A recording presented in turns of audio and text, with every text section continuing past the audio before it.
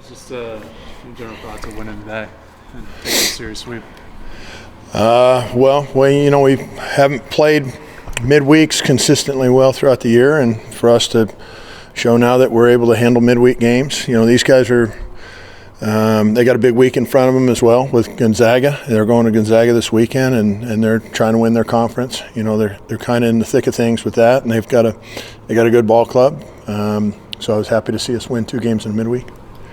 You guys obviously won, so that won't do much for your RPI, whether help or hurt. But if you lost, it would have hurt. Just why play these games in this kind of college baseball where people are canceling kind of midweek games where they don't have to play opponents that'll hurt their RPI? Just why play these? Well, the system's broken, so I'm not going to complain about the system being broken and start canceling games. I mean, if the geniuses can't figure out that the system's broken, the RPI's screwed up, and you shouldn't be canceling games. I mean, tonight was a great opportunity for guys to get a chance to play, right? And we got a chance to play in 2 really good baseball games. We got some guys we got a lot of experience out of those 2 games. And if we're canceling games because of, some magical RPI formula that is so messed up it's not even funny, we're taking opportunities away from student athletes that they deserve. That's why they came to the University of Oregon, is to play baseball. And so to take the opportunity to play baseball away from them for anything other than weather-related or some sort of, act of God or any of those clauses that are in those contracts, I think is ridiculous. I think it's repulsive, and for me, the student athletes suffer when that happens. I don't fault the coaches. I fault the fact that the system isn't right, and until they get their arms around it and have the courage to make some changes to that, no, we're not going to cancel games. We're going to play the games that are on our schedule because I really respect the team that we just got done playing. They're a good team. They're trying to win a league championship. And then tonight, even all the way down to the last pitch of the game, to have Tanner Bradley pitching in the last inning, you see how good Tanner Bradley is, and without the opportunity to play that game tonight, he doesn't get a chance to pitch and show how good he really is. So I'm a big proponent of playing baseball. What's the fix then for the system-wise? Is there something like you exempt a certain number of games from the RPI formula so that there are either geographic opportunities or just development opportunities that are built in part of it to where you just say, all right, they may count towards your overall ranking, but 5 games are exempt from the RPI or something? That's a great – I'm not sure, James. I mean, that's a good suggestion. Those people can figure it out. My job is to hopefully win baseball games. I do think that it needs to be addressed by people that are smart with ideas that are smart like that, and they can pool it together and come up with the right plan, I think. First time we've seen Tanner since I believe the Columbia series. What's been going on with him behind the scenes? He's been on the shelf for a while. What'd you like out of him tonight? It's what we've liked about him now behind the scenes for several weeks, and we just, we haven't gotten him into some games. Some of those guys back into the bullpen have been pitching exceptionally well.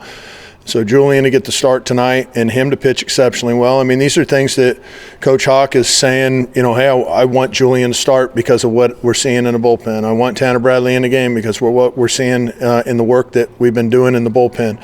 So the development's occurring at a pretty high level, and you're seeing that. The pitches that Tanner was making and that Julian was making, that's really good stuff coming out of their hand, and it's located really well. I don't think we walked anybody tonight, and so as things got loose earlier in the season with pitching, I think we need to tip our hat and say well done, Coach Hawk and the pitching staff, because with no walks tonight, I thought that was a tremendously pitched game.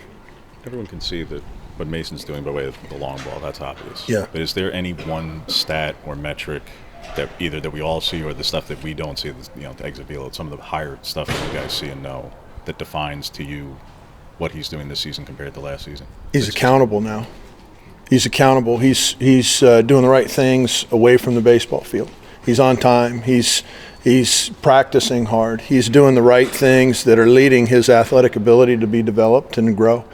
He's in the weight room and he's crushing it in the weight room. He at one point when we first got him, he wasn't a very strong guy. He had a great frame. He was super athletic. He was twitchy, but he wasn't very strong. He didn't have physicality to him, and he's worked to be able to do that. So he's held himself accountable. Some of his teammates have held him accountable, and You're seeing a development as he, just increased his standard for what he wanted to get out of himself. And so I credit him. I really credit Mason for making the changes he needed to become the player that he is. And then, Coach Marty's done a really good job of helping him with the swing and all those things with Brett Thomas with the analytics, helping him out with his swing plane. For all you knew that you had to replace, obviously, in Bryce and other guys in the lineup, to move from the 6th or the 7th spot in the lineup to the role that he had last season to lead off every game, when did you know you're going to make him the guy who's not just leading off and setting the table, but who you want to get the most plate appearances because of everything he can do? When did you know, you were going to do that and you're going to be committed to that? Jeez, I don't know if we ever really knew. Good question. I just felt like, let's start the game off with somebody that poses a big threat. And, if you flipped it and you said, okay, I'm on the other team, and who are the first 3 guys that I don't want to face in that order, then let's hit those three guys first and make it uncomfortable for the visiting team. I think that was more or less the decision that we had and we made. I know there's time to think about it between now and then, wise for him, but in his future, but in the bigger picture of college baseball and NIL and all these things are going on in the space, what does it take to keep a talent like that in college baseball now? After his junior year, I don't know that you're going to be able to keep that kind of talent in college baseball after their junior year. It's their peak market value in college ball. And so, he potentially is looking at a 7-figure signing bonus at this point in time, and it could be a good 7-figure signing bonus. And so I guess, I don't know if it's realistic to keep guys like that who propel themselves into the first round, which is what he's earning by being a possible Golden Spikes Award type guy. But nevertheless, I think the guys that with NIL and the landscape of college baseball are the guys kind of like maybe a Jacob Walsh or a Chase Meggers or a Drew Smith or an Anson Arrows or those kind of guys that, had chances to go out and play, and we were able to keep those guys, here. And you're seeing that those guys being older and a year older, there's a big difference between one year and the next. I think that's probably where the NIL helps our game out the most. What'd you make of Featherston tonight?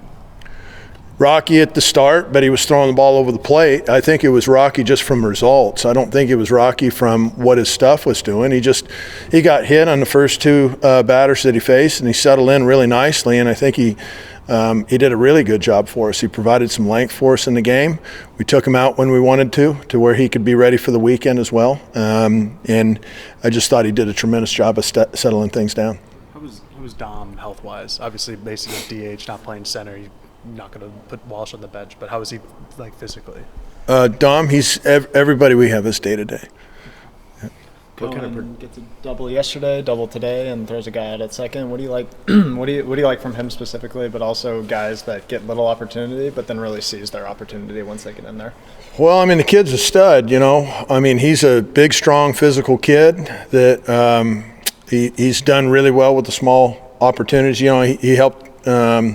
On Friday night when we were at USC, beat their left-hander who's tremendous, and I think we talked about it last night. USC hasn't lost a series since we swept them at USC. And he helped us win that Friday night game off a really tough left-hander. He got to a left-hander last night. He got to a left-hander today, lead-off doubles, and he's a really good player. I think he's got a huge upside as a player. With him kind of being the platoon option against lefty starters right now and Burke being listed as a switch hitter, are you guys still just tinkering with his right-handed swing? What's been going on with Burke behind the scenes in that regard? And, we've only seen him hit from the left this season, so. Yeah, he's just hitting left-handed this season. What's the development that you guys are looking to see from that and, getting the right-handed swing to where it's playable against Yeah, that's kind of a longer story. Good question, but a little bit of a longer story.